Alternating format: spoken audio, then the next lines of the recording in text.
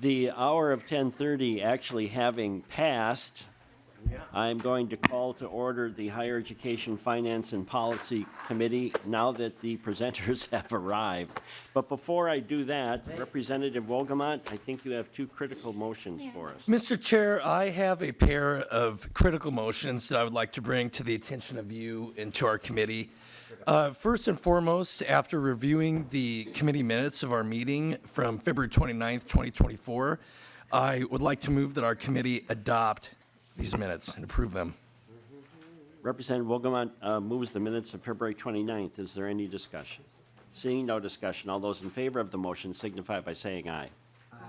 Any opposed, nay. Motion prevails. Representative Wolgamott. Mr. Chair, in addition to approving the minutes from Thursday, February 29th, 2024, I would also like to move that we approve the minutes from our meeting on March 5th, 2024. Representative Wolgamott moves the minutes of March 5th. Any discussion? Seeing no discussion, all those in favor signify by saying aye. Aye. Any opposed, nay. Motion prevails. Thank you, Thank you, Mr. Representative Chair, and thank you, Wolgamott. members. And we have up the Office of Higher Education, and I don't know who exactly is going first, but welcome to the committee. Please identify yourself for the record and Mr. Chair, proceed. Representative Cleveland. before we begin, I just want to know if it was intentional that you removed my microphone? I'm joking. Representative Cleveland, it's never intentional, but it probably fell through the desk. It's like dead. It's just gone. Yeah. No, it's okay. I mean, there are plenty. Representative Cleveland, I know you're doing that symbolically because it underscores the need to have this building renovated. Welcome to the committee, and please identify yourself for the record. Thank you, Mr. Chair, members of the committee. My name is Nicole Whalen, and I am the State Grant Research Manager for the Minnesota Office of Higher Education.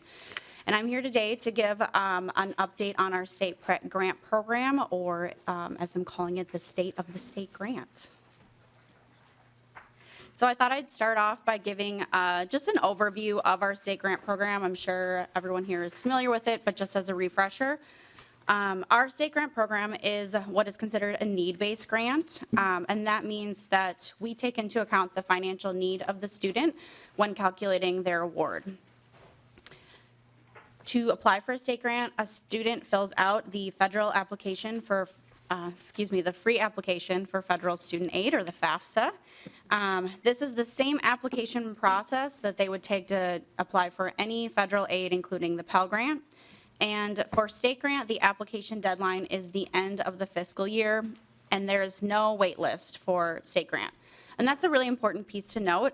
Some states have, many states actually, do have first come, first serve state grant programs with a wait list. And what we find is that what that means in practice is that many students end up not getting needed financial aid. So our state grant program does fund anyone who applies and is eligible for a state grant, which is a great thing, but also makes it kind of hard to forecast what kinds of appropriations and resources are needed for the program. For state grant, all recipients must be undergraduates, and they must demonstrate Minnesota residency. They also cannot have received a bachelor's degree. Overall, last year, 61% of all applicants received a state grant, and in general, roughly 1/3 of resident undergraduates overall receive a state grant.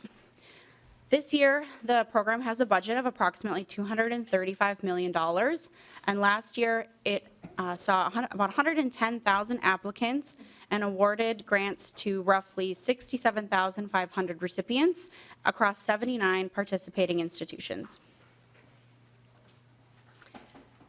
So at our last hearing, there were some questions about the students' share in the cost of higher education. So I went ahead and pulled some numbers from the State Higher Education Executive Officers Association that shows that student share over time. So the graph that you have in front of you, I know it is kind of a busy, big graph, but I'm not even showing all of the years of data that were available. This goes back all the way into 1980. The dark blue bars on the bottom represent the per student tuition revenues for institutions in our state. And the striped bars on the top represent the per student educational appropriations for institutions in our state, and all of these numbers are inflation adjusted. The red line shows over time the inflation adjusted share that students pay as a percent of all higher education revenues. And then the yellow line is the national average of that student share for comparison purposes. So here you can see that the student share has increased over time. It actually, if we went all the way back to 1980 on this chart, we would see that the student share started at around 20% and is now at around 50% of the total higher education revenues. We have been consistently above the national average since 2002 for the student share. But it has been falling from a peak of 62% in 2013. You'll notice that in 2021, that student share did take a bit of a dip. This is because appropriations were significantly higher due to an influx of COVID-19 related stimulus funds. And now the student share has popped back up to 52%, which is a little bit closer to the norm.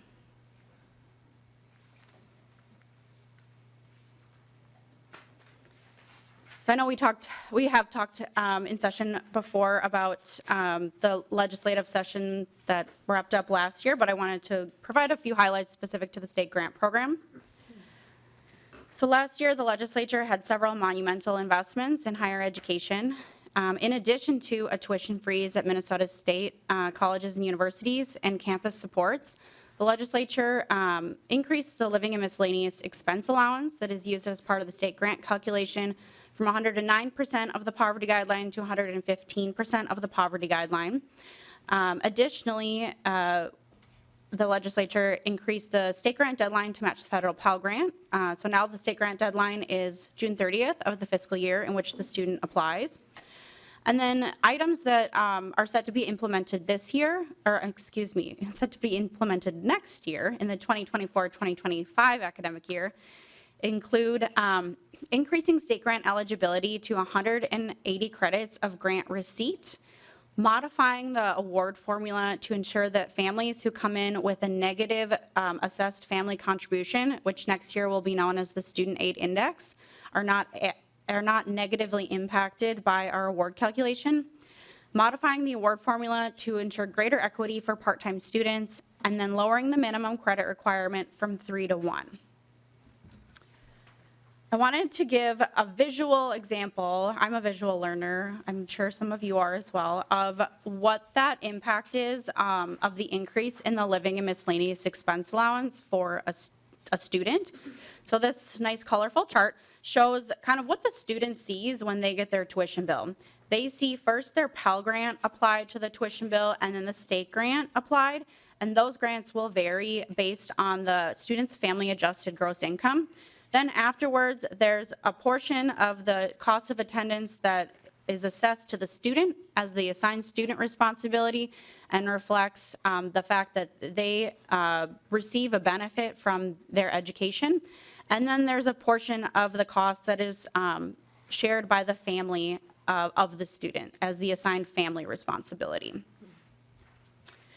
And what happens in practice then when we increase the living and miscellaneous expense allowance is the entire state grant budget moves up.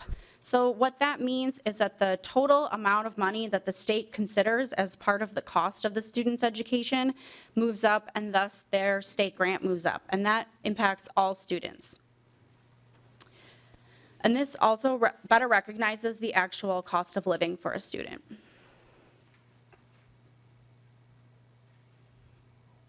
Okay, moving on now to projected spending for this biennium for the state grant program. So our office is required to provide projected spending reports for the state grant 2 times a year in February and in November. Excuse me, in November and in February. This November 2023, we showed a minimal spending balance in the state grant program for this biennium. We showed that we estimated the program would come in at just about 1% below total appropriations, with total spending of around $453 million. And then this February, we were showing a modest shortfall in the state grant program at $18 million above projected resources, which is just a 4%, which is just 4% above total available resources for the program. So what changed from November to February? One of the big items that changed in November, our Minnesota State colleges specifically reported a 1.2% enrollment increase. However, in February, that increase was adjusted to be a 3.7% enrollment increase for this fiscal year. So that it represents an estimated additional 1,100 state grant applicants in this fiscal year alone. And any enrollment increases at the Minnesota state system do have large impacts on state grant spending. Additionally, our office is watching the tumultuous rollout of the new FAFSA. As you may know, this is the first FAFSA released under the FAFSA Simplification Act, and there have been a lot of bumps in the road on rolling this out for the feds. So we have been watching a series of last-minute changes to the formula, which we have attempted to account for to the best of our ability. A lot of those changes signify changes to the federal needs calculation as well as the Pell Grant award formula, and those do flow into state grant spending. These recent changes updated tables that are used in the need calculation to account for record high inflation. And what that ultimately means is that for many students, aid has increased, anticipated family contributions, what will be again referred to next year as the student aid index, have decreased. And that means that the great thing is students are getting more aid, and it's more reflective of what families actually are asked to pay in this economic climate. But it also means that they get more aid and they get more state grant. They get more Pell, they get more state grant, and contributions are lower across the board. So it does increase state grant spending, although that is a great thing. What we know overall is that any changes at the federal level can have multi-million-dollar impacts on the state grant. Some additional items that changed for us in the February projection. Our office does continue to refine both the estimated need calculation that we're using to project for next year. As well, we try to monitor FAFSA filing. That hasn't gone very well this year as we don't have any FAFSAs to really monitor at the student level. We also keep track of cash flow on financial aid programs.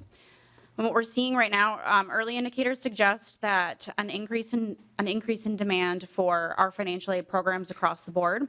So we're seeing wait lists or total capacity for programs such as the Fostering Independence Grant, the Minnesota Indian Scholarship Program, and the Post-Secondary Child Grant. And these are our three largest financial aid programs after state grant, which is also seeing very high demand. So I guess the takeaway here is that our state grant program is projecting a deficit for this biennium. Now, I wanted to give a little bit of a history on deficits in the state grant program. So there really are two kinds of deficits for our program. The first is a year-to-year deficit. And that happens when spending is higher in either year one or year two. Typically, those deficits resolve due to the natural fluctuations in cost and enrollment over time. And also, our office has transfer authority to move funds around from one year to another so that funds are able to be spread evenly across both years. However, when spending does not equalize, then we are faced with a biennial deficit. And that is when spending exceeds appropriations for both years of the biennium. And this has occurred 4 times since the year 2000.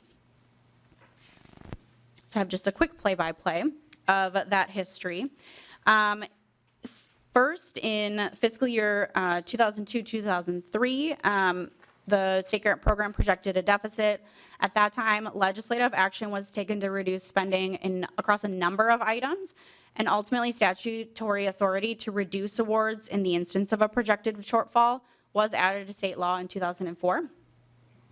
We did project a deficit again in the 2010-2011 biennium, and at that time, the agency did take action to reduce awards by using that new statutory authority. And so that allows us to increase the assigned student responsibility, which at that time we increased it from 46% to 48.2%. And also allows us to increase the assigned family responsibility, and at that time we increased it by 20%. Again, in the fiscal year 2012-2013 biennium, our agency took action to reduce awards by increasing the ASR from 46 to 46.3%, and then increased the AFR by 2%. However, in that instance, enrollments continued to decline in year 2, and the spending deficit was ultimately resolved. Lastly, in fiscal years 2018 and 2019, the office did project a deficit in state grant spending. However, that deficit was resolved by transferring in unencumbered funds from other financial aid programs. Representative Cleburne. I have to borrow your microphone. They took my microphone away.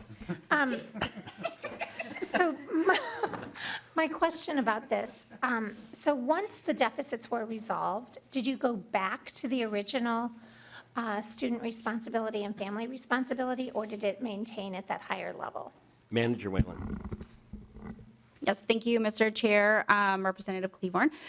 So in 2012-2013, yes, we went back to the normal level for the ASR and the AFR, and awards were not reduced for those students. In 2018 and 2019, my understanding is that we never actually implemented deficit language and instead just transferred in funds from other programs. Representative Cleburne. No, thank you. Manager Whalen. Thank you, Mr. Chair. So this is the actual statutory language that provides guidelines for what OHE does when a shortfall in the state grant program is projected. So what OHE can do is we can modify 2 levers of the state grant formula, and that is the assigned student responsibility and the assigned family responsibility. And they must be modified so that the reduction created by those modifications are in equal dollar amounts for each item.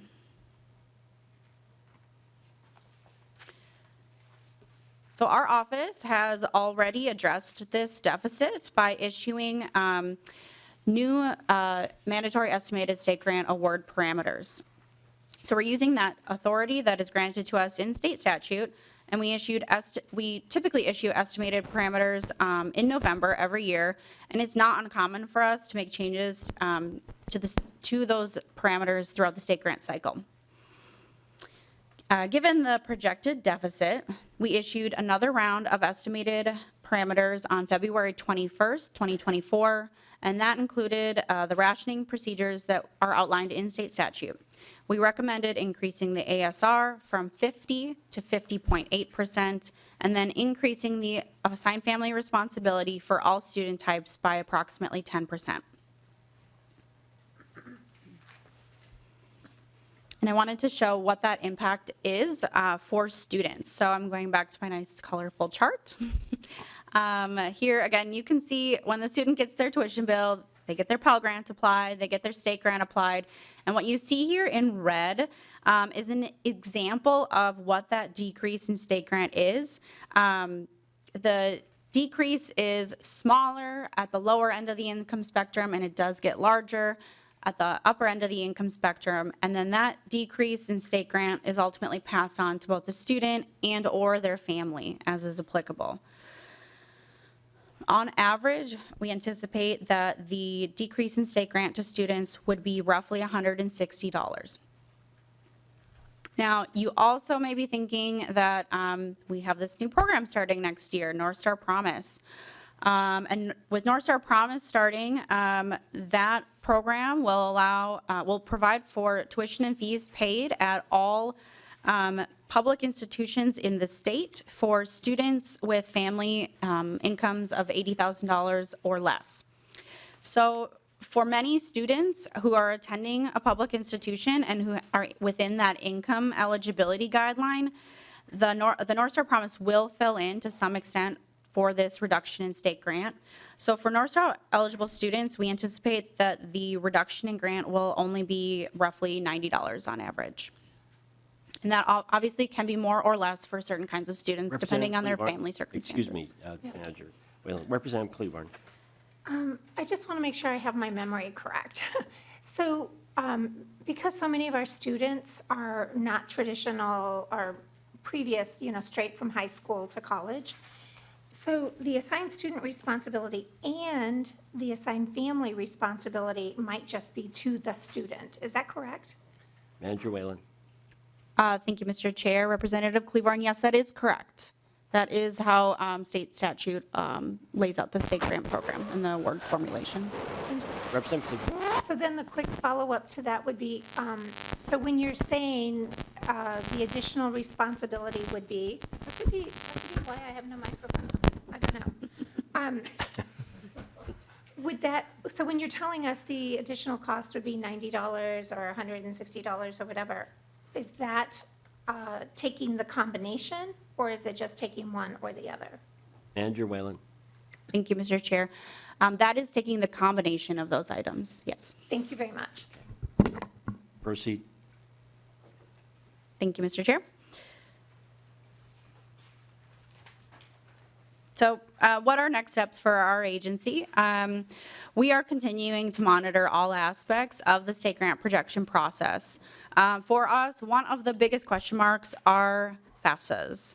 At this time, our estimates are still very much just estimates. I'm not going to go into details, but we have been doing work on our end to estimate what that change to the family need calculation will be, but we won't know exactly how it's going to shake out until we actually start to get FAFSAs. And we are hoping that when we receive FAFSAs, we'll be able to have a better understanding of how the new federal need calculation will impact state grant spending. Typically, the Office of Federal Student Aid delivers FAFSAs to our office starting in October. Because of this tumultuous rollout, we are operating under a very compacted time frame. And as far as we know, the last guidance that we got is that FAFSAs should start to be trickling into states and institutions by mid-March, which is next week. So hopefully that happens on schedule.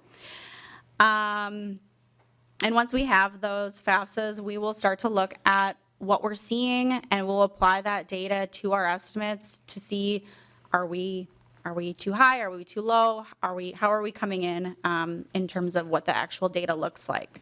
So we hope to issue a revised projection late this spring, just because we know it is a very unique year in financial aid world. And we thought that issuing a second revised projection, even though we're not mandated to, would be really beneficial to the program in the state. And then after that, based on the results of that projection, and as well after Minnesota State sets its tuition and fees, we'll be able to release final state grant parameters for next year. So that's all I have, but I'm assuming there are questions. Questions, members? There may not be. Oh, Representative Robin. Sorry, Mr. Chair. Thank you for being here. Thank you for the presentation. So I just wondered if you've seen any data on how lowering the credit requirement to 1 credit may have impacted, participation in the state grant program, and if there continues to be a deficit situation, if that might be a place where, you could look at maybe increasing the credit allotment requirement again, so that it would be targeting the grants to people who are, in taking a more rigorous course load, or at least a full course. A 1 credit course is fairly challenging to keep you on a path to graduation. So I just wondered if that's something you've considered. Thank you. Manager Whalen. Thank you, Mr. Chair. I do not have data on those outcomes yet, and I probably won't until next year. But I'm wondering if my compatriot here could help. And please identify yourself for the record. Good morning, members. Chair Pawlowski, my name is Megan Flores, and I serve as the manager of state financial aid programs. One reason for that was also related to the conformity measures we talked about. The new North Star Promise program has a 1 credit requirement, and so it aligns the state grant program with the North Star Promise program.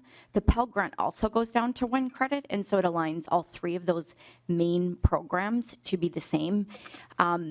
We do not yet have data on that impact since it won't start till this fall. However, just looking at course catalogs and enrollment, there are very few 1 credit courses. They tend to be a capstone or perhaps a senior thesis project, just 1 extra credit hanging out there, maybe a gym requirement.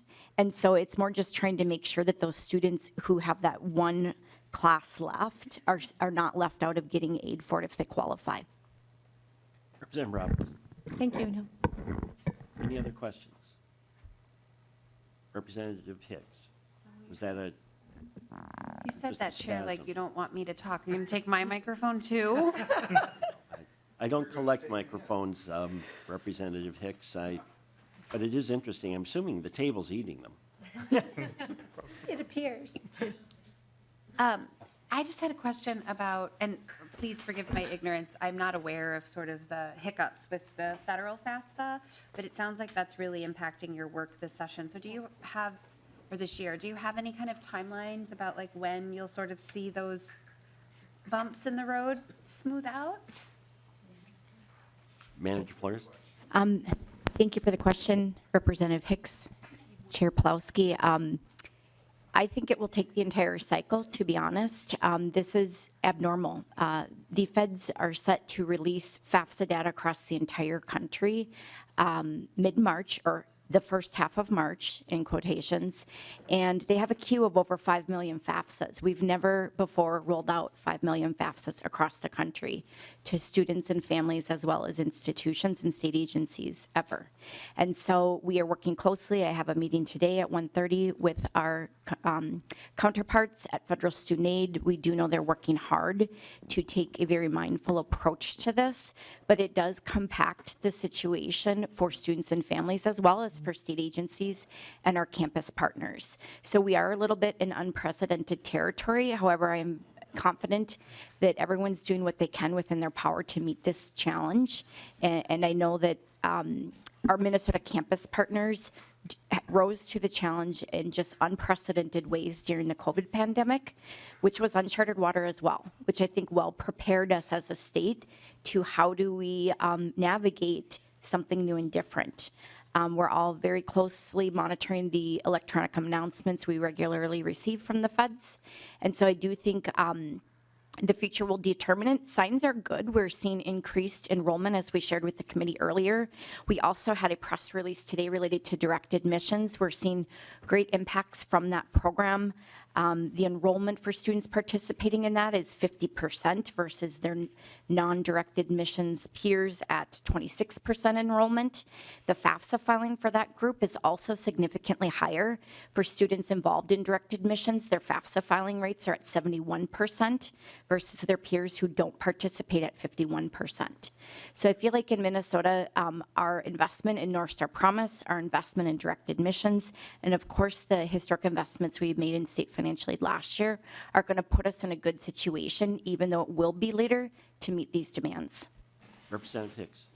Thank you, Chair, and thank you for that wonderful answer. And I've said it before in this committee, and I'll just say it again.